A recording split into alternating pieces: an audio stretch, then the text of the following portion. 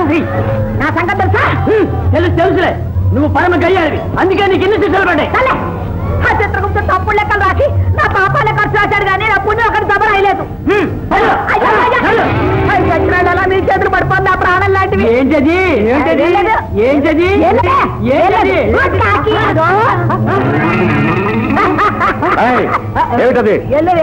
వాళ్ళే ఏదో మూడు తీసుకొచ్చింది, ఎలా ఏమో. ఏం లేదు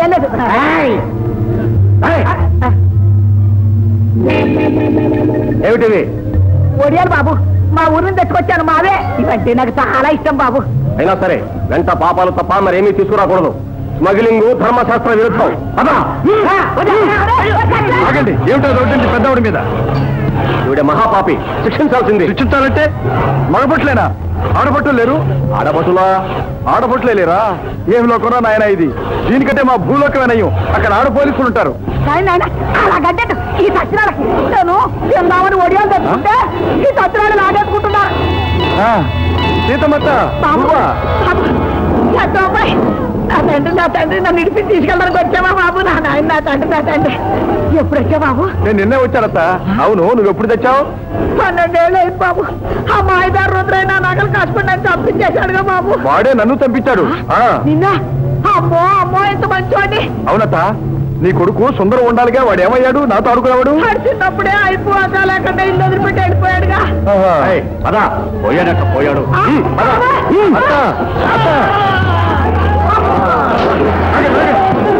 ఏమిటి అన్యాయం?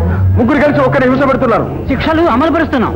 చూడ సార్, 3 శిక్షలు ఒకేసారి వేస్తున్నారు. ఏమిటి? అన్ని శిక్షలు ఒకేసారి వేస్తున్నారు? తప్పు. ఒకదాని తర్వాత ఒకటి వేయాలి. ఏడ్చినట్టే ఉంది. అన్ని ఒకసారి వేస్తేనే ఊపిరాటం లేదు. రాత్రి మగలు ఒకటే చాకరీ. 6 నెలలకు ఒకసారి ఇంటికి పోయి పిల్లలు చూసుకుందామంటేనే గతి లేదు. ఏమొచ్చింది కర్మ? ఇక్కడ షిఫ్ట్ సిస్టమ్ కూడా లేదా? అంటే ఒక బ్యాచ్ 8 గంటలు పనిచేస్తే ఆ తర్వాత ఇంకో బ్యాచ్ రావాలి. అదేం లేదు. మరి ఓటీ అయినా ఉందా? అదేంట్రా?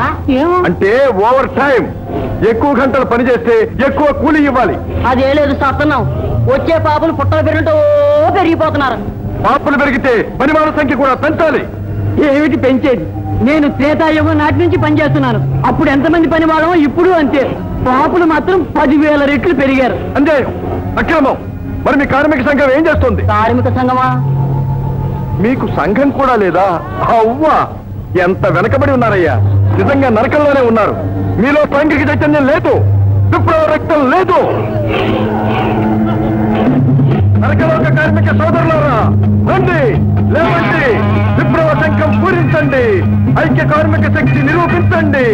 కాబట్టి కామ్రేడ్, నేను చెప్పేది ఏమిటంటే, మీ అమాయకత్వాన్ని అవకాశంగా తీసుకునే నిరంకుశవాదులు మిమ్మల్ని దోచుకుంటున్నారు, మీ చేత వెట్టి చాకిరీ చేయిస్తున్నారు.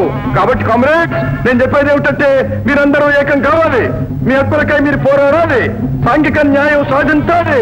కాబట్టి కామ్రేడ్, నేను చెప్పేది ఏమిటంటే, 10 మంది చేయవలసిన పని ఒక్కరి చేత చేయించి మీ కార్మిక శక్తిని దోచుకుంటున్నారు.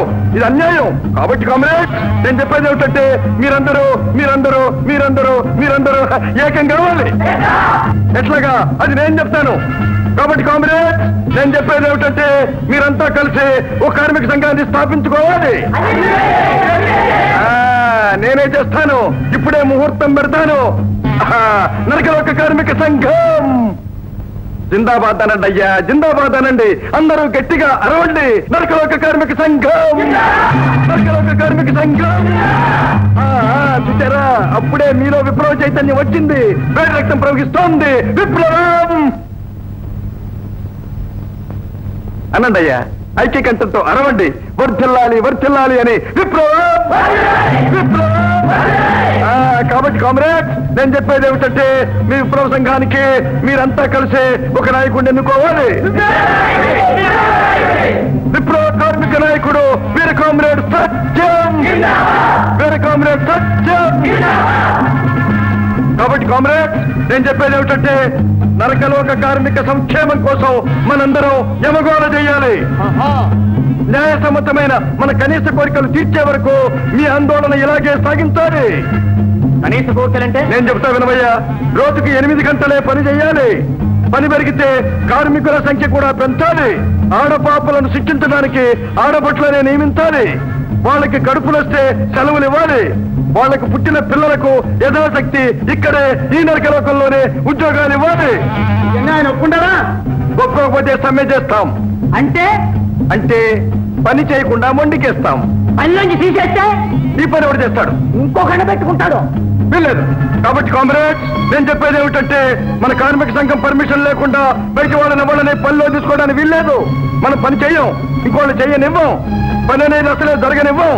అప్పటికి కానీ పాలకులు బుద్ధి తెచ్చుకుని కాలబేరానికి రారు. కాబట్టి కామ్రేడ్స్, నేను చెప్పేది ఏమిటంటే ఐక్య కార్మిక సంఘటనకు అపజయం అంటూ లేనే లేదు. ఈ పద్ధతులన్నీ భూలోకంలో అవలంబించాం, కార్మిక విజయం సాధించాం, అభ్యుదయ పదంలో పురోగమించాం, నిరంకుశ శక్తులను నిర్మూలించాం. కాబట్టి కామ్రేడ్స్, నేను చెప్పేది ఏమిటంటే ఏమీ లేదు. విప్లవం